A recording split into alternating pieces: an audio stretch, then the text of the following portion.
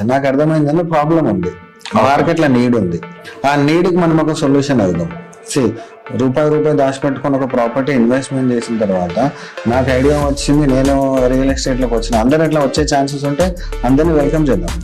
కానీ కొన్న వాళ్ళ ప్రాపర్టీ వాళ్ళు దాన్ని ఎంజాయ్ చేసుకోకుండా అప్రిసియేషన్ కూడా ప్రాబ్లం వచ్చే వాళ్ళకి సొల్యూషన్ నేను ఇస్తానా లేదా తర్వాత సంగతి. కానీ నా దగ్గర కొన్న వాళ్ళకి మాత్రం సొల్యూషన్ ఇద్దామని డిసైడ్ అయినా. ఓకే, దానికి నేనేం డిసైడ్ చేసుకున్నా, ఫస్ట్ ఏమేం ప్రాబ్లమ్స్ వస్తున్నాయి ఆ ప్రాబ్లమ్స్ లిస్ట్ అవుట్ చేసుకున్నాను. బేసిక్ గా మేజర్ ప్రాబ్లం ఏంటంటే ప్రాపర్టీని సర్వీస్ చేయడం. సర్వీస్ అంటే మనం కార్ మెకానిక్ చేసినట్టు కాదు, మనం ఏదో ఇంకేదో మెకానిక్ చేసినట్టు, ప్రాపర్టీని యూజ్ చేస్తున్నామా లేదా.